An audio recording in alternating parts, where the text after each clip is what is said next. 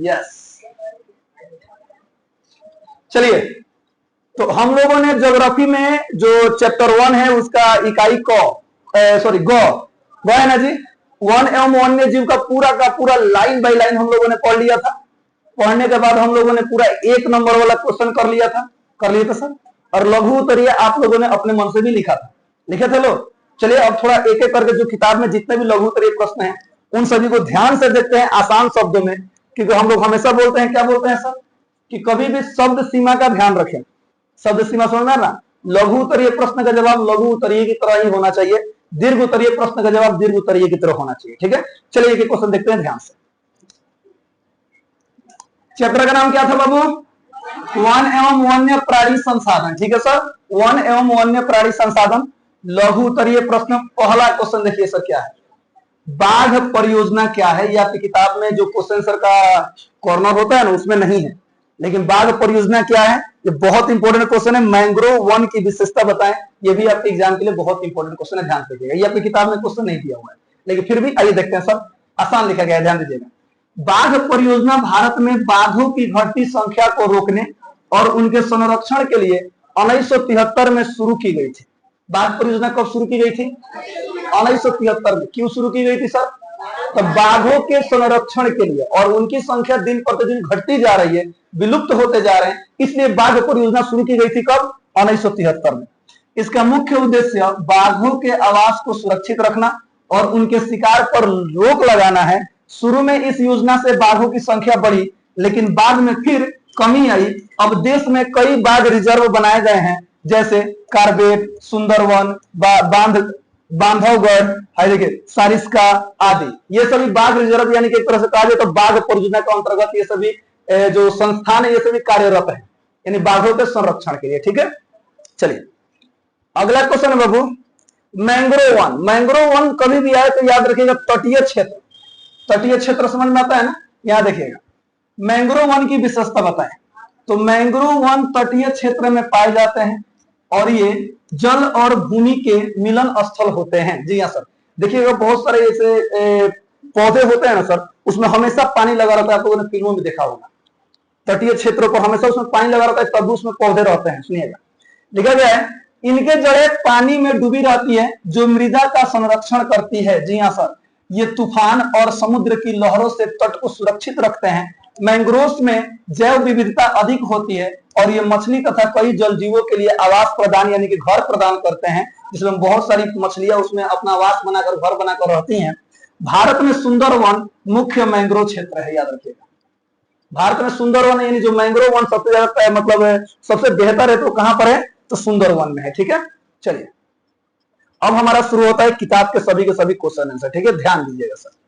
पहला क्वेश्चन मतलब 3 नंबर का क्वेश्चन है, बिहार में वन संपदा की वर्तमान स्थिति का वर्णन कीजिए। यानी कि अभी बिहार में वन को लेकर क्या स्थिति है इसका वर्णन करना है। ध्यान से सुनिएगा सर। बिहार में वन क्षेत्र बहुत कम है।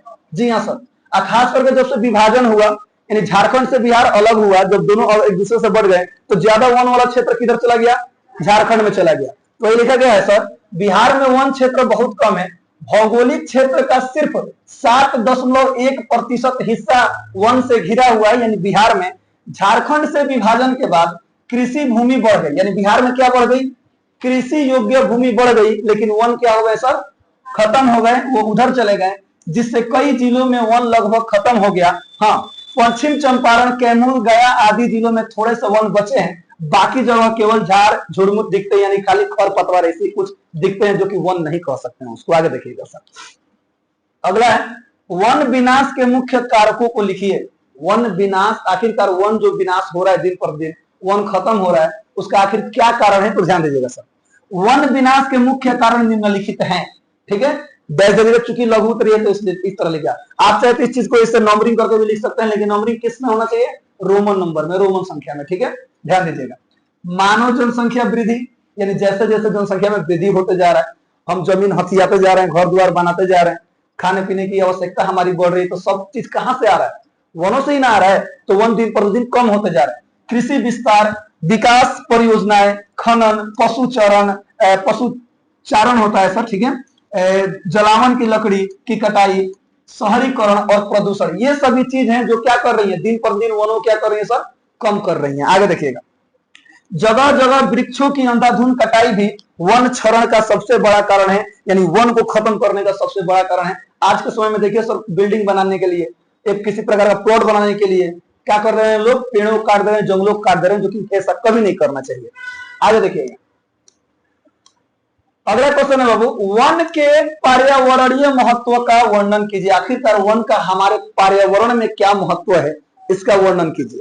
ध्यान दीजिएगा सर, है देखिए, वन हमारे वातावरण के लिए सुरक्षा कवच का काम करता है। सुरक्षा कवच, अच्छा हम जी रहे हैं तो किससे जी रहे हैं, सबसे मेन चीज ऑक्सीजन। पानी ना मिले चल जाए, खाना ना मिले चल जाए 2-4 दिन, लेकिन ऑक्सीजन अगर गलती से 2 मिनट खातिर बंद हो जाए, 1 मिनट में लोग तना जाएंगे, सीधे कहां, ऊपर ऊपर भेंट हुई। आगे देखिएगा, सुरक्षा कवच का काम करते हैं कौन, वन। ये जलवायु नियंत्रित करते हैं, भूमि संरक्षण करते हैं, बाढ़ रोकथाम में मदद करते हैं, हवा को शुद्ध करते हैं तथा जीव जंतुओं के लिए आवास प्रदान करते हैं, अर्थात घर प्रदान करते हैं जीव जंतुओं के लिए। वन इस प्रकार हमारे पर्यावरण के लिए क्या है सर, बहुत क्या है, महत्वपूर्ण है। आगे देखिएगा, अगला क्वेश्चन है, वन्य जीवों के ह्रास के 4 प्रमुख कारकों का उल्लेख करें। 4 को बोला कि वन्य जीव, ऊपर वन था, अब क्या है सर, वन्य जीव, वो क्यों खत्म हो रहे हैं, कैसे खत्म हो रहे हैं, 4 को आपको बताने, तो ध्यान दीजिएगा। वन्य जीवों के ह्रास के 4 प्रमुख कारण निम्नलिखित हैं। क्या है सर, तो जंगलों की कटाई और आवास का नष्ट होना, यानी जैसे जैसे हम जंगल काट रहे हैं तो जीव जंतु कहां रह रहे हैं, जंगले में ना रह रहे हैं। जब जंगल कट जाएगा, खेत बन जाएगा, तो कहां जाएंगे, कहीं ना कहीं भागेंगे। आगे देखिएगा, प्रदूषण, वायु प्रदूषण, जल प्रदूषण, मृदा प्रदूषण। वायु प्रदूषण से पक्षियों को बड़ा नुकसान हो रहा है, हमें तो हो ही रहा है सर, है देखिए। जल प्रदूषण से जितने भी जलीय जीव हैं उनको नुकसान हो रहा है। मृदा प्रदूषण से जितने भी से जो जमीन पर रहने वाले पशु हैं उनको नुकसान हो रहा है। यानी हर क्षेत्र में जितने भी जीव हैं, जीव तो हम भी हैं, क्या हमें नुकसान नहीं हो रहा है, हमें भी हो रहा है। आगे देखिएगा, लेकिन यहाँ पे वन्य जीव की बात कर रहे हैं। शिकार और तस्करी, तस्करी का मतलब होता है ब्लैक, काला धंधा। जाकर देखिए, हाथियों के दांत के सौदे होते हैं सर, कहां से हाथी के दांत मिलता है, जंगलों से मिलता है। आगे देखिएगा, मनुष्यों की गतिविधियां, जैसे सड़क निर्माण करना, बड़े बांध बनाना, औद्योगिकीकरण आदि को, इन सब चीजों को बढ़ावा देना, ये भी वन्य जीव को खत्म करने में अपना क्या कर रहे हैं सर, योगदान दे रहे हैं।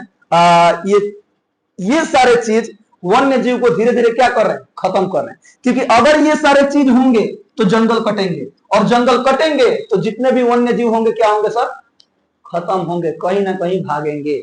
अब भागेंगे तो क्या होगा, जब उनको आवास नहीं मिला, हम ही को अगर हमसे हमारा घर छीन लिया जाए तो हमारा क्या होगा सर, क्या होगा, हम जलवायु को नहीं झेल पाएंगे। धूप, गर्मी, बरसात, अलग अलग जलवायु रहेगी, क्या होगा, दांत चिर के मर जाएंगे। आगे देखिएगा, अगला क्वेश्चन है, वन और वन्य जीवों के संरक्षण में सहयोगी रीति रिवाजों का उल्लेख करें। हाँ सर, वन्य जीवों के संरक्षण में देखिएगा, वो सर हम पीपल की पूजा करते हैं, पूजा करते हैं सर। इसके पीछे साइंटिफिक रीजन क्या है मैं आपको बताता हूं, सुनिएगा। हम लोग पीपल के जड़ में ऐसे पानी डालते हैं ना सर, हमेशा, तो जीन बाबा जो अलग अलग लोग नाम रख देते हैं, वासुदेव बाबा, अलग अलग नाम। उसका मतलब ये सर, पीपल एकमात्र ऐसा पौधा है, मतलब एक ऐसा पौधा है जो हमें 24 घंटा क्या देता है सर, ऑक्सीजन देता है। और हमें पता है कि हमारे लिए ऑक्सीजन क्या चीज है, ऑक्सीजन हमारे लिए एकदम जीवन दायिनी है। वो है तो है, हम है, अगर वो नहीं होता तो हम नहीं होते। और उसके जड़ में जब पानी डालेंगे तो ज्यादा दिन तक क्या रहेगा सर, हरा भरा रहेगा और जीवित रहेगा। आगे देखिएगा, सुनिए, हमारे समाज में वन संरक्षण हेतु कई पारंपरिक रिवाज है। पौधों को पूजा जाता है, जी हाँ सर, पंचवटी वन, धार्मिक अनुष्ठानों में पौधों का उपयोग किया जाता है। कुछ समुदायों जैसे बिश्नोई समाज, जैन आदि का संरक्षण में योगदान है, यानी वनों के ये लोग बहुत ज्यादा योगदान देते हैं, वन्य जीवों से बहुत ज्यादा उनको भगवान मानते हैं। कुछ जनजातियां प्रजनन काल में शिकार नहीं करते हैं। प्रजनन काल का मतलब जब उनकी वृद्धि में बढ़ावा हो रहा है, बढ़ रहे हैं उनकी वृद्धि, तो उस समय शिकार नहीं करते हैं, बल्कि और वृक्षारोपण करते हैं, ताकि उनका जो जनन हो ज्यादा से ज्यादा हो सके, बाद में शिकार करेंगे। बात समझिएगा। आगे देखिए, तो ये है वन्य जीवों के संरक्षण में हमारे रीति रिवाज। आंसर एकदम आसान है बाबू, एग्जाम में एकदम ध्यान से लिखा जाएगा। आगे देखिएगा, चिपको आंदोलन क्या है, ध्यान देखिएगा, ये क्वेश्चन खूब बढ़िया से याद कर लीजिएगा। पूछिए क्यों, इतिहास, ज्योग्राफी, इकोनॉमी, पॉलिटिकल, उसमें भी है चिपको आंदोलन। सुनते चलिए ध्यान से। चिपको आंदोलन उत्तराखंड के टेहरी गढ़वाल में सुंदरलाल बहुगुणा के नेतृत्व में 1972 में शुरू हुआ एक अहिंसक पर्यावरणीय यानी पर्यावरण संरक्षण आंदोलन था। ये लाइन तो सबको याद हो जाना चाहिए। चलिए क्वेश्चन बताइए, चिपको आंदोलन कब शुरू हुआ था? किनके नेतृत्व में हुआ था? कहां से शुरू हुआ था? उत्तराखंड के टेहरी गढ़वाल। ठीक है सर, आगे देखिएगा। जिसमें ग्रामीण लोग पेड़ों को कटने से बचाने के लिए उन्हें गले लगा लेते थे। यह आंदोलन वन संरक्षण का प्रतीक बन गया। जरा सोचिए, वन संरक्षण प्रतीक यानी कि पेड़ को गले लगा लिए। आपको पेड़ काटना है तो पहले हमको काटिए, यानी पहले एक मनुष्य को मारिए तब आप पेड़ काटिए। तो इस सरकार ने भी अलाउ कर दिया कि नहीं, पेड़ को नहीं काटना है। बहुत सारे नियम कानून लग गए थे ये चिपको आंदोलन के बाद। चलिए अगला क्वेश्चन बाबू, कैंसर रोग के उपचार में वन का क्या योगदान है? जी हाँ सर, याद आ रहा है? टैक्सोल नामक रसायन, हिमालय यौ का पेड़। ध्यान दीजिएगा, वनों में पाए जाने वाले हिमालय यौ जैसे पौधों की छाल, माने इन सभी पौधों की कौन सी सर? छाल, पत्तियों, जड़ों से टैक्सोल नामक रसायन निकाली जाती है। टैक्सोल नामक रसायन कैंसर के इलाज में क्या होता है सर? उपयोगी है। इसी प्रकार, खाली यही नहीं, इसी प्रकार वनस्पति से मिलने वाली अन्य दवाओं से भी गंभीर बीमारियों का इलाज होता है। अच्छा, आज से बहुत समय पहले जब एलोपैथी नहीं थी, जब अंग्रेजी दवाएं नहीं थी, तो लोग इलाज कैसे करते थे? जरा सोचिए, पेड़ पौधे, आयुर्वेद का सहारा लेते थे। जो खाने पीने का सामान होता था उन सभी चीजों से लोग ठीक हो जाते थे। अगर 100 बरस जीते थे। जितने जमाना बदल रहा है उतने जल्दी लोग निकल जाता। बताइए, आगे देखिए अगला क्वेश्चन बाबू, 10 लुप्त होने वाले पशु पक्षियों के नाम बताएं। 10 लुप्त होने वाले पशु पक्षियों के नाम बताएं। हमारी किताब में भारत में चीता और गिद्ध का नाम सबसे पहले आया है, याद रखिएगा। सुनिएगा, 10 लुप्त होने वाले पशु पक्षियों का नाम निम्नलिखित है और दे दिया। अब ऐसे क्वेश्चनों का आंसर नंबरिंग करके नहीं लिखना चाहिए, कॉमा लगाकर ही लिखना चाहिए। सुनिएगा, इसमें कहीं 11 वही देखिए ध्यान से। चीता, गिद्ध, कृष्णसार, चीतल, भेड़िया, बारहसिंगा, गिर सिंह, गेंडा, हसावर जिसको फ्लेमिंगो भी कहा जाता है, लाल पंडा, सारंग, बस्टर्ड कहा जाता है। सब सुनिएगा ध्यान से, ठीक है। ये सभी जो जंतु हैं, यानी पशु भी हैं और पक्षियां भी हैं, ये धीरे धीरे क्या हो रहे हैं सर? कुछ लुप्त हो गए हैं, नहीं तो लुप्त होने के कगार पर आ गए हैं। आगे देखिएगा, अगला क्वेश्चन है, वन्य जीवों के ह्रास में प्रदूषण जनित समस्याओं पर अपना विचार स्पष्ट कीजिए। देखिए सर, अगर आप ध्यान दीजिएगा ना, आप 2-4 क्वेश्चन पर एक बार ध्यान से पढ़ लीजिएगा ना, तो सभी क्वेश्चन के उत्तर देने के लिए आप क्या हो जाएगा सर? आप मतलब समर्थ हो जाइएगा। देखिए क्या लिखा गया है, प्रदूषण वन्य जीवों के अस्तित्व के लिए गंभीर खतरा है। प्रदूषण से वन्य जीवों की संख्या घट रही है। पराबैंगनीकरण, अम्ल वर्षा, वायु व जल प्रदूषण से इनके निवास और जीवन चक्र में रुकावट आती है। खाली वन्य जीव की बात क्या है ना सर, टेंशन मत लीजिए। आने वाले हो सकता है कि 30, 40, 50, 60 साल बाद इसका प्रभाव हम लोगों के ऊपर भी एकदम सकारात्मक नकारात्मक चाहे जे ना हो, बड़ी खतरनाक पड़ने वाला है। अरे जानवर है, मर रहा है, चिल्ला रहा है, कोई असर नहीं ना पड़ रहा है। जिस तरह हमारे अंदर जान है ना बाबू, उसी तरह उसके अंदर भी है। जब वो सारी चीजें हमारे ऊपर आएंगी ना, अभी भी पराबैंगनी किरणों का कितने लोगों को सर जाकर देखिए त्वचा में रोग हो जा रहे हैं, लाल लाल लाल लाल लाल लाल पूरा शरीर एकदम चकता चकता हो जा रहा है।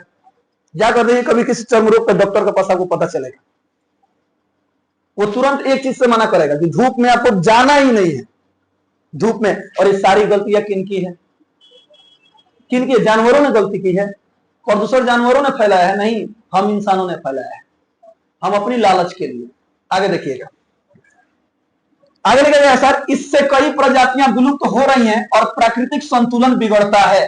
प्राकृतिक संतुलन बिगड़ने का मतलब हुआ सर मौसम और समय परिवर्तित होना। अभी बरसात का मौसम चल रहा है, भादो। पहले का भादो होता था ना एकदम पिंक पिंक, तू लोग का फेवरेट लड़कियां चारों ओर एकदम सुनाई दे रहा, पानी हमेशा, धूप उगता ही नहीं था, वो बरसात का मौसम था। अब एक दिन बरसा तरह छूल दे, तर 2 दिन गायब, फिर 5 बरसा तरह फिर गायब। जरा सोचिए, ये समय हो गया है। दशहरा के दिन में हम लोग जाते थे, हेलो, तो गांती बांध के जाते थे, ठंडा लगता था अक्टूबर के महीना में। अरे बड़ा हाथ पैंट गोजी पर चले जाते हैं, काहे? तो गर्मी होता है, बेना बेना लेके जाते हैं, मैंने मेहरारू पढ़ते हैं, बेना लेके जा लो। आगे देखिएगा, ड्रामा वामा होता है ना, तब की मैं बात बता रहा हूं। सुनिए, प्रदूषण नियंत्रित कर ही वन्य जीवों का संरक्षण संभव है। याद रखिएगा सर, प्रदूषण को नियंत्रित करके ही हम लोग वन्य जीवों को संरक्षित कर सकते हैं। सबसे लास्ट क्वेश्चन लघु उत्तरीय का ध्यान दीजिएगा। भारत के दो प्रमुख जैव मंडल क्षेत्र का नाम, क्षेत्रफल एवं राज्यों का नाम बताइए। जैसा लिखा गया है ना, आप भी एग्जाम में वैसे ही लिखेंगे अगर आता है तो। ध्यान दीजिएगा सर, भारत के दो प्रमुख जैव मंडल क्षेत्र का नाम, क्षेत्रफल एवं राज्यों के नाम निम्नलिखित हैं। क्वेश्चन को ही करके निम्नलिखित है कर दिया गया है, ध्यान दीजिएगा। नीलगिरी और दूसरा है सुंदर, दुगो हो गया। अब देखिए, नीलगिरी का क्षेत्रफल कितना है बाबू? 5520 वर्ग किलोमीटर, यानी तो आप अंग्रेजी में से किलोमीटर स्क्वायर लिख सकते हैं, कोई बात नहीं है, ठीक है। राज्य कहां कहां है सर? तो केरल में, कर्नाटक में, तमिलनाडु में, ये क्या है सर? तो ये दो प्रमुख जैव मंडल मिलेंगे आपको। सुंदरवन क्षेत्रफल कितना है? 9630 वर्ग किलोमीटर। राज्य कहां है सर? तो पश्चिम बंगाल, ठीक है सर, याद रखिएगा। चलिए, अब शुरू होता है दीर्घ उत्तरीय प्रश्न। तो दीर्घ उत्तरीय प्रश्न का जवाब भी दीर्घ उत्तरीय की तरह होना चाहिए, कम से कम 150 शब्द होने चाहिए। इन्हें की दीर्घ उत्तरीय 2 लाइन लिखा नहीं, चल देने तो 1 नंबर मिलेगा ना, मारो मिले टेंशन मत लिया, लेकिन पूरा नहीं मिलेगा। ध्यान दीजिएगा सर, वन एवं वन्य जीवों के महत्व का विस्तार से वर्णन करें। ध्यान सुनिएगा सर, वन एवं वन्य जीवों के महत्व का, यानी आखिरकार वन और वन्य जीवों का क्या महत्व है, इसका वर्णन करना है। किस तरह से? तो विस्तार से करना है, ठीक है। ध्यान दीजिएगा, वन और वन्य जीव हमारे जीवन के लिए अत्यंत आवश्यक है, हमारे जीवन के लिए अत्यंत आवश्यक है। वन मानव को ऑक्सीजन, लकड़ी, औषधि, रबर, कागज तथा अन्य अनेक उपयोगी वस्तुएं प्रदान करते हैं। इनमें से कोनो भोर पड़ी तो कोनो बात निकली है, ऑक्सीजन याद रखिए, ठीक है। यह वर्षा लाने में, जलवायु को संतुलित रखने में, मिट्टी को उपजाऊ बनाने में और बाढ़ कटाव जैसी प्राकृतिक आपदाओं को रोकने में सहायक होते हैं, याद रखिएगा। मैंने आपको एक चैप्टर का वर्णन किया था, वो शब्द याद कीजिए, जगदीश चंद्र माथुर का, जो चंपारण जिला में जो बहती है गंडक नदी बहती है ना, जिसको बूढ़ी गंडक भी कहा जाता है, चारों ओर वन था, लोगों ने पेड़ काटना शुरू कर दिया, उसी का नतीजा आज बाढ़ के आ रहे सर सभी लोग भोग रहे हैं। और कारण कब तक भोगे कोई तय नहीं है। पेड़ लगाते हैं, इस साल पेड़ लगेगा, अभी जोर है तो अगले साल फिर बरसात आ गई दवा के लगे, लगाओ पेड़, कहां लगे। आगे देखिएगा, लिखा गया है सर, वन पृथ्वी की हरियाली और पर्यावरण का संतुलन बनाए रखते हैं। अब देखिए सर, पैराग्राफ चेंज करके लिखा गया है, ये वन के बारे में हो गया। अब देखिए, वन्य जीव, वन्य जीव भी प्राकृतिक संतुलन बनाए रखने में महत्वपूर्ण भूमिका निभाते हैं। वे खाद्य श्रृंखला को संतुलित रखते हैं। खाद्य श्रृंखला सर बताए थे ना, ये इसको खाता है, ये इसको खाता है, ये इसको खाता है। सुनिएगा, खाद्य श्रृंखला क्या सर को संतुलित रखते हैं, कीट नियंत्रण में मदद करते हैं तथा प्राकृतिक विविधता को बनाए रखते हैं। कीट नियंत्रण का मतलब है, मान लीजिए वो सुग्गा, सुग्गा छोटा छोटा आता है, देखते हैं सर, पक्षियां बड़ा खाती है सुग्गा को।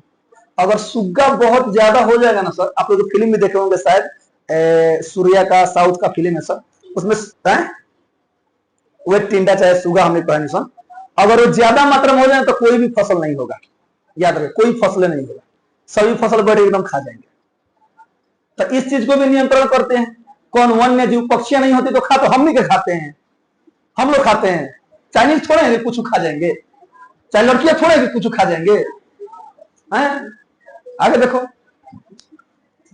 शेर, बाघ जैसे शिकारी जानवर कमजोर और बीमार पशुओं का सहारा, ये लाइन याद रखें सर, शेर और बाघ जैसे जितने भी शिकारी जानवर है ना सर, जो कमजोर और बीमार पशु होते हैं उनका शिकार करके प्रजातियों को स्वस्थ बनाए रखते हैं। आगे देखिएगा, पक्षी बीजों का प्रसार करके वनों का विस्तार में सहायक होते हैं। पक्षी क्या करते सर, एक जगह से खाकर जाकर दूसरी जगह जाकर चाहे गेहूं भी गिरा देती हैं बीज, तो वहां पे क्या होता है सर, वो उसका फसल हो जाता है। इस तरह से वनों को विस्तार करते हैं। सबसे लास्ट में लिखा गया है, इस प्रकार वन और वन्य जीव दोनों ही मानव जीवन और प्रकृति के लिए अनिवार्य है। इनका संरक्षण करना हमारी जिम्मेदारी है, याद रखिएगा। किनका संरक्षण करना? वन्य और वन्य जीवों का। चलिए क्वेश्चन नंबर 2, वृक्षों के घनत्व के आधार पर वनों का वर्गीकरण कीजिए। वही घनत्व के आधार पर 5 प्रकार का प्रकार, 5 प्रकार याद रखिएगा का वर्गीकरण करना है। सभी वर्गों का वर्णन विस्तार से कीजिए। ध्यान से देखिएगा सर, दीर्घ करिए, पहले ही बोल दिया है, सभी वर्गों के बारे में आपको बताना भी है। आइए बताते हैं सर, भारत में वृक्षों के घनत्व के आधार पर वनों को कितने भागों में बांटा गया है? 5 वर्गों में बांटा गया है, ठीक है सर। अब ये 5 वर्ग कौन कौन से हैं तो थोड़ा सा ध्यान दीजिएगा। सबसे पहला कौन सा था बाबू? अत्यंत सघन। अब देखिए थोड़ा लिखने का तरीका सुनिए, और मान लीजिए इसके बीच के पॉइंट्स अगर बोर्ड पर जाता है, अभी क्लास में तो सिखाया था सर, 5 वर्गों में बांटा गया, अगर पांचों वर्ग याद है तो धाए धाए रोमन संख्या में नंबर दे करके पांचों के बारे में क्या करिए सर? पांचों लिख दीजिए। पांचों समझ में आ रहा है ना? कौन कौन? तो अत्यंत सघन वन, उसके बाद से सघन वन, खुले वन, झाड़िया व अन्य वन एंड मैंग्रोव वन। 1 2 3 4 5 हो गया, ये इतना दूर का काम हो गया। अब आगे इसमें से जो आ रहा है ना तो पॉइंट कर करके लिखते जाइए, आज जो नहीं आ रहा है छोड़ दीजिए, कोई बात नहीं, तभी एग्जामिनर आपको नंबर देगा। ये तो पूरा विस्तार से सभी के बारे में बताया जा रहा है, लेकिन बाई द वे एग्जाम में क्या गारंटी है कि सब याद है? तो वैसे सिचुएशन में ऐसा करना चाहिए। देखो चालाक बन, हमें नंबर से मतलब है, 5 नंबर का सवाल है, 4 नंबर का सवाल, हमें किसी तरह 4 नंबर चाहिए, बात खत्म। तरीका चाहे जो भी हो। हाँ एक और चीज, एग्जामिनर को गुस्सा नहीं आना चाहिए जो चेक कर रहा है, नहीं तो लिख दो पढ़ लेंगे खुले वन, फिर मैंग्रोव वन, अत्यंत सघन वन, ये गलत तरीका होता है, ठीक है? नंबरिंग थोड़ा याद रखना चाहिए। अत्यंत सघन वन, इनका घनत्व कितना है? 75% से अधिक है। इनका क्षेत्रफल लगभग 54.6 लाख हेक्टेयर, यानी जो कि भौगोलिक क्षेत्र का कितना प्रतिशत है? 1.66% है। ये असम और सिक्किम को छोड़कर सभी पूर्वोत्तर राज्यों में क्या होते हैं सर? पाए जाते हैं। सघन वन, इनका घनत्व लगभग 63% है। इनका क्षेत्रफल 73.60 लाख हेक्टेयर, जो कि पूरे भौगोलिक क्षेत्र का कितना प्रतिशत है? 3% है। ये हिमाचल, सिक्किम, मध्य प्रदेश, जम्मू कश्मीर, महाराष्ट्र और उत्तराखंड के पहाड़ी इलाकों में मिलते हैं। कौन से वन? सघन, खुले वन, ध्यान दीजिएगा सर। इनका घनत्व 10 से 40% तक है। इनका क्षेत्रफल 2.59 करोड़ हेक्टेयर, जो कि पूरे भौगोलिक क्षेत्र का 7.12% है। ये कर्नाटक, तमिलनाडु, केरल, आंध्र प्रदेश, ओडिशा और असम के आदिवासी जिलों में पाए जाते हैं। अगर आदिवासी जिले भी इसको मेंशन कर दिए सर खुले वन, तो आपको नंबर मिल जाएगा। आगे देखिएगा, झाड़िया वो अन्य वन, इनका घनत्व 10% से कम है। ध्यान दीजिएगा सर, 10% से कम वाले वन कौन से हैं? झाड़िया वो अन्य वन। इनका क्षेत्रफल 2.459 करोड़ हेक्टेयर, जो कि पूरे भौगोलिक क्षेत्र का 8.68% है। ये राजस्थान, पंजाब, हरियाणा, बिहार और पश्चिम बंगाल में पाए जाते हैं। बोलिए ना वो बिहार में, खाली अब झाड़िया बेटाला। आगे देखिएगा, सबसे लास्ट मैंग्रोव वन, ये तटीय क्षेत्रों में पाए जाते हैं। इनका क्षेत्रफल लगभग 4500 वर्ग किलोमीटर है, जिसमें सुंदरवन, गुजरात और अंडमान निकोबार क्या है सर? प्रमुख है। खत्म। ओके, अगला क्वेश्चन है, जैव विविधता क्या है, यह मानव के लिए क्यों महत्वपूर्ण है? विस्तार से लिखिए। इधर सर लघु उत्तरीय में एक बार पूछा है, क्या पूछा है, इसलिए मैंने इसको लघु उत्तरीय में नहीं डाला, क्योंकि यह दीर्घ उत्तरीय में है। ध्यान से सुन लीजिए, लो यहां देखिए, जैव विविधता क्या है, यह लघु उत्तरीय में पूछा है। केवल इतना ही, जैव विविधता क्या है, इसलिए एक पैराग्राफ में केवल क्या लिख दिया गया है सर? जैव विविधता के बारे में। बाकी अगला क्वेश्चन है, यह मानव के लिए क्यों महत्वपूर्ण है, उसके बारे में आगे लिखा गया है। सुनाई दिया? इसलिए याद कर लीजिएगा, जैव विविधता है इतना लिख देंगे काम हो जाएगा, और दीर्घोत्तरीय आएगा तो सब दिखाई दे रहा है। सुनिएगा, जैव विविधता का मतलब है, डैश दिया गया है, पृथ्वी पर पाए जाने वाले विभिन्न प्रकार के जीव जंतु, पौधे, सूक्ष्म जीव एवं उनके जीन का कुल संकलन। जीन का मतलब होता है एक प्रजाति से, माने एक जीव से दूसरा जीव, तीसरा जीव। डीएनए समझ में आता है? डीएनए है, ये चीज समझ सकते हैं। मान लीजिए कि हम हैं, हमारे पापा बड़ा तो हम है, मम्मी पापा क्या भाषा में तू लोग कहां पागल बोल रहे हैं? भगवान जी फेंक दिले बड़े, डाउनलोड के जमाना में डाउनलोड हो गए, वही मान मारे। सब एक पीढ़ी से दूसरी पीढ़ी में जीन का स्थानांतर हो जाता है, समझ में? यहाँ याद रखिएगा, ये जीन है। आई देखो, सुनो है, आगे देखिए, यह प्रकृति की एक अमूल्य धरोहर है। जी हाँ सर, जैव विविधता प्रकृति की एक अमूल्य, जिसका कोई कीमत नहीं लगाया जा सकता, धरोहर है, जो पारिस्थितिकी तंत्र में संतुलन बनाए रखने में महत्वपूर्ण भूमिका निभाती है। पारिस्थितिकी तंत्र लिख देने का मतलब पता है क्या हो सर? जलवायु, मौसम परिवर्तन, जीव जंतु, पर्यावरण, हर एक चीज इसी में आ गया पारिस्थितिक तंत्र में। समझ में आया? इकोलॉजी बिट, आप लोग अंग्रेजी का चैप्टर है इकोलॉजी बिट, पारिस्थितिकी तंत्र सुनाई दिया। पारिस्थितिकी तंत्र में पूरा जैव मंडल आता है। अब मान लीजिए इसको नहीं लिखते तो हमको क्या लिखना पड़ता सर? वही वाला बतिया, जलवायु परिवर्तन नियंत्रित करता है, बाढ़ को रोकता है, हमारे पर्यावरण को संतुलित रखता है, ये वो प्लांट है। एक शब्द में पूरा चीज समा गया। ठीक है सर, क्योंकि लघु उत्तरीय आएगा तो ऐसे ना लिखेंगे। आगे देखिएगा, हाँ, यह मानव के लिए क्यों महत्वपूर्ण है, तो ध्यान दीजिएगा। मानव के लिए जैव विविधता का महत्व क्या है, तो देखिए कैसे लिखा गया है, अलग अलग हेडिंग बनाकर लिखा गया है। अगर है मेरे तरह देखो एकदम इससे रिलेटेड बात लिख दिया गया है, सुनिए। आप चाहे तो नंबरिंग करके लिख सकते हैं, भोजन की आपूर्ति करता है, औषधीय और स्वास्थ्य में मतलब अपना योगदान देता है, पर्यावरण को संतुलन बनाए रखता है, आर्थिक महत्व इसके बहुत सारे हैं, सांस्कृतिक और सौंदर्य मूल्य इसके बहुत सारे हैं, वैज्ञानिक महत्व भी है किसके, तो जैव विविधता के। लेकिन इसके बारे में थोड़ा थोड़ा बात लिख दिया गया है, वही चीज है। देखिए भोजन की आपूर्ति, हमें फल, सब्जियां, अनाज, मांस, मछली और अन्य खाद्य पदार्थ जैव विविधता से ही क्या होते हैं सर, मिलते हैं। आगे देखिएगा, औषधियां और स्वास्थ्य, कई जीवन रक्षक दवाएं पौधों और जानवरों से प्राप्त होती हैं। जी सर, कई सारी ऐसी दवाएं हैं जो पौधों और जानवरों से प्राप्त होती है। देखिएगा सर, कितने लोगों का प्लेटलेट्स को डाउन होता है, प्लेटलेट्स आप सुने हैं ना, पूरा दवाई चलाते रहो, जो बढ़िया डॉक्टर को ढाई रहे काम करो, कहीं से जा अब बकरी का दूध तू लेके आओ। कौची का दूध, सही बताया सर, बकरी का दूध लेकर आइए, उसको एक गिलास पिलाइए, उसको पिलाने से तुरंत एकदम बहुत जल्दी प्लेटलेट्स क्या होता है सर, एकदम मेंटेन हो जाता है। बात समझेगा, नहीं तो पपिस्ता के पतई का काढ़ा बनाकर उसको पिलाइए, तुरंत मेंटेन होता है। अब बाकी दवाई सुई नॉस में लेते रहो, कुछ होने वाला है? आइए सही बता रहे सर, तो बताओ, ये बताइए जीव जंतु तो हमारे जीवन के लिए रक्षक है, जीवन दायिनी है कि नहीं है? है। आगे देखिएगा सर, बातें बांध, पर्यावरणीय संतुलन, पेड़ पौधे ऑक्सीजन प्रदान करते हैं सर, पेड़ पौधे में क्या प्रदान करते हैं, ऑक्सीजन प्रदान करते हैं, जलवायु को नियंत्रित करते हैं और प्रदूषण को भी क्या करते हैं सर, कम करते हैं। ये भी जैव विविधता के अंतर्गत ही आते हैं। आर्थिक महत्व, वनों और जीव जंतुओं से लकड़ी, रेशे, रबर, शहद, रेजिन और अन्य उत्पाद मिलते हैं जो उद्योग और व्यापार में क्या होते हैं सर, सहायक होते हैं। पेड़ पौधों से हम लोग फलवा खाई ले सर, कहां से आवेगा, पेड़ पौधों से आता है ना सर। तो पेड़ पौधे रहेंगे तब ना फल एक तरह से व्यापार का काम करेगा, उससे पैसा भी कमाएंगे और हमारे भोजन की भी आपूर्ति होगी। तो आर्थिक क्षेत्र में भी जैव विविधता का बहुत योगदान है। सांस्कृतिक और सौंदर्य मूल्य, वाह, कई जीव जंतु और पौधे हमारे धार्मिक, सांस्कृतिक और पर्यटन स्थलों से जुड़े हुए हैं। देखिएगा सर, बहुत लोग जो घर द्वार बनवाते हैं बढ़िया बढ़िया, तहते गमला में लिया के एकदम फूल एकदम डाली लगा देना, सुंदर लगता है। एक स्पेशल पौधे होते हैं जो केवल ऑक्सीजन देते हैं सर, वैसे वैसे पौधे सभी के घर पे छोटा छोटा नहीं होता है, जो बिना धूप के भी हो जाते हैं, वो पौधे बड़ा महत्व है उन सभी का हमारे जीवन में, याद रखिएगा सर। ऑक्सीजन बहुत ज्यादा और जितने भी अतिरिक्त प्रकार के जो गैसें हैं ना जो हमारे लिए खतरनाक, उन सभी को अवशोषित करते हैं। बात समझते चलिए। हरिद्वारिया पर लगा कोचिंगों पर दिखाया है, उसको मोरपंखी कहते हैं, सौंदर्य के लिए बड़ा उसका सर महत्व है। आगे देखिएगा, वैज्ञानिक महत्व, विभिन्न प्रजातियां अनुसंधान और नए आविष्कारों के लिए उपयोगी होती हैं। जी हाँ सर, तो ये सभी जैव विविधता का महत्व है हमारे जीवन में। 4 नंबर क्वेश्चन में देखो फेरा गया विस्तार पूर्वक बताएं कि मानव क्रियाएं किस प्रकार प्राकृतिक, वनस्पति और प्राणी जात के या प्राणी जगत के ह्रास के कारण होते जा रहे हैं। सुनिएगा, मानव क्रियाएं यानी हम ऐसा क्या कर रहे हैं, हेलो, हम ऐसा क्या कर रहे हैं कि दिन प्रतिदिन वन्य जीव और वन बर्बाद हो रहे हैं।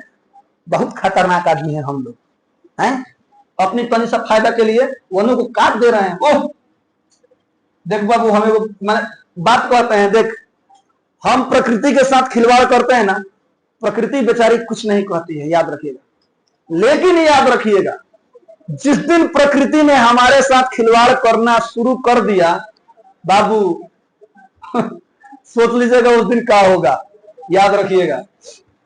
देखिए, मानव की गतिविधियां यानी हम जो करते हैं प्रकृति पर सबसे अधिक प्रभाव डालती है। अपनी आवश्यकताओं की पूर्ति के लिए मनुष्य ने वनों, जीव जंतुओं का अंधाधुंध दोहन किया, उसकी कटाई की, उसको खत्म किया, जिसके कारण वनस्पति और प्राणी जात लगातार घट रहे हैं, जिसके कारण दिन प्रतिदिन इनकी संख्या क्या होती जा रही है बाबू, कम होते जा रही है। आगे देखिएगा, इसके मुख्य कारण इस प्रकार है। आप चाहें तो डायरेक्ट नंबरिंग करके लिख सकते हैं कि हमारे मानव प्रक्रिया कौन कौन सी है जो इनके ह्रास के कारण बन रही है। तो कृषि का हम विस्तार कर रहे हैं, औद्योगिकरण और शहरीकरण कर रहे हैं, खनन और बांध निर्माण कर रहे हैं, प्रदूषण फैला रहे हैं, शिकार और अवैध कटाई कर रहे हैं, जलवायु परिवर्तन का ये सभी क्या है, सब कारण बन रहा है। आगे देखिएगा, इस सभी के बारे में थोड़ा थोड़ा लिखा गया है। कृषि का विस्तार, बढ़ती जनसंख्या के कारण खेती की भूमि बढ़ाने के लिए जंगल काटे जा रहे हैं, जो कि धीरे धीरे वन क्या हो रहे हैं सर, खत्म हो रहा है। इससे वनस्पति नष्ट होती है और वन्य जीवों की का प्राकृतिक आवास क्या हो जाता है सर, खत्म हो जाता है। उनको रहने के लिए घर नहीं रहता है, जो जंगली जानवर होते हैं उनके लिए। औद्योगिकीकरण और शहरीकरण, उद्योगों और नगरों के निर्माण हेतु बड़ी संख्या में पेड़ काटे जा रहे हैं। कारखानों से निकलने वाले धुआं और रसायन वायु तथा जल को प्रदूषित करते हैं। चल जो वो चीनी मिल के बगल में जब उनसे पनिया छूटेला, वाह बड़ी खतरनाक होता है। सही बता रहे सर, अब महीना 1.5 महीना में कारण वो लोग रहे, लेकिन हमारा ना बुझा।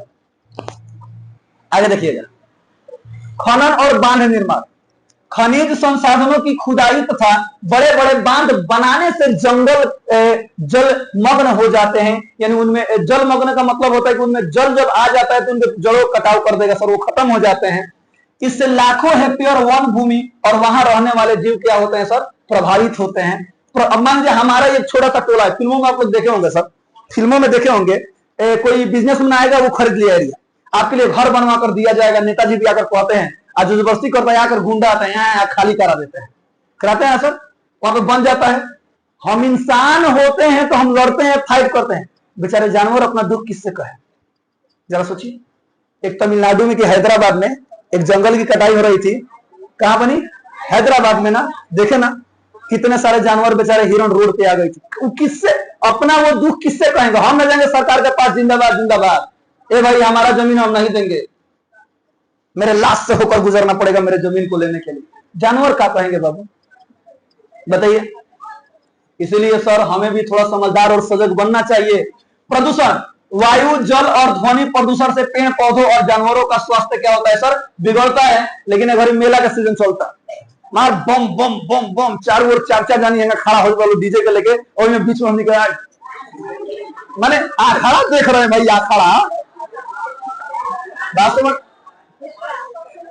आगे देखिए, सुनाए, अम्ल वर्षा वृक्षों को नष्ट करती है। अम्ल वर्षा क्या करती है सर, वृक्षों को नष्ट करती है अम्ल वर्षा। आगे देखिएगा, शिकार और अवैध कटाई, कई जानवरों का अवैध शिकार उनकी खाल, हड्डियों और सींग के लिए किया जाता है। लकड़ी और जड़ी बूटियों की तस्करी से जंगल तेजी से घटते हैं। पुष्पाराज फिल्म देखा था लो, लाल चंदन काटता है तो पूरा पुलिस उसके पीछे पड़ जाती है, यानी उसका तस्करी होता है, काला धंधा होता है, जो बाजारों में बिका तो बहुत ज्यादा पैसा मिलता है। आगे देखिए, तो क्या इससे वन का विनाश नहीं हो रहा है, हो रहा है ना, वो फिल्म उसी पे बनाया गया है। आगे देखिए, सबसे लास्ट टॉपिक, जलवायु परिवर्तन, मानव जनित प्रदूषण से तापमान बढ़ रहा है सर। जी हाँ सर, गर्मी पहले की अपेक्षा बहुत ज्यादा बढ़ रही है, ठंडी बहुत कम समय के लिए आ रही है और वर्षा बहुत कम समय के लिए आ रही है, गर्मी बहुत समय के लिए आ रही है। देखते रहिए, आगे देखिए, इतना मार घर में लोग एसी लगा रहे हैं ना। आगे देखिएगा, एसी लगाइए जब भाई भाई भारी हरी दर्दिया 35-40 साल की उम्र में, तो यह बुझाई कि एसी का क्या फायदा है, खूब जहां जब आज बात करते रहो हमेशा। आगे देखिए, भारतीय जैव मंडल क्षेत्र की चर्चा विस्तार से कीजिए। लास्ट क्वेश्चन है, हेलो, भारतीय जैव मंडल यानी भारत के जो जैव मंडल है ना, इनके विस्तार से थोड़ा चर्चा करना है। आइए कर देते हैं, खत्म करते हैं, ध्यान दीजिएगा सब, थोड़ा सा है भाई। देखो, ए बच्चा पार्टी, अच्छे बच्चे बातें करते हैं और अफगानिस्तान पे हो जाएगी तो क्या फायदा, वो तो बीच बीच में बतियावत रहोगे, हमारे घर 2 घंटा पीट दे तब वो क्लास कहीं मनमोहक और मनोरंजित रहता है कि ना, तो तनी बतिया के देखो। आगे देखिए, भारतीय जैव मंडल क्षेत्र जैव विविधता के संरक्षण के लिए बनाए गए खास क्षेत्र हैं। कैसे क्षेत्र हैं सर, खास क्षेत्र हैं जहां पौधों, जानवरों और स्थानीय लोगों का संरक्षण होता है। एवं हमको आदमी तक मतलब ये मत पूछा कि को अगला का बतिएबे करबू, नन बतियाइए, ठीक है। हाय देखिए, हाँ नन बतियाइए, मन बतियाइए, बहुत बढ़िया बढ़िया हम लोग भोजपुरी भाषा है ना। देखो, अच्छा बताइए सर, जैव मंडल क्षेत्र में क्या होता है, वन्य जीव, पौधों, जानवरों को संरक्षित रखा जाता है। चिड़ियाघर, चिड़ियाघर में जानवर क्या रहते हैं, सुरक्षित रहते हैं, लोगों के माध्यम से सुरक्षित रहते हैं, उनको खाने के लिए हमेशा भोजन दिया जाता है, उनको जियाया जा रहा है चिड़ियाघर में। आगे देखिए, भारत में 14 जैव मंडल क्षेत्र घोषित किए गए हैं। कितने जैव मंडल, भारत में कितने जैव मंडल घोषित किए गए हैं, 14। जैसे नीलगिरी, सुंदरवन, नोक्रेक, कंचनजंगा, मानस, सिमिलीपाल, ग्रेट निकोबार, पचमंडी आदि। इन स्थानों में जैव विविधता और अनुवांशिक विविधता का संरक्षण किया जाता है। यहाँ अनुसंधान, शिक्षा, पर्यावरण संरक्षण हेतु काम होता है।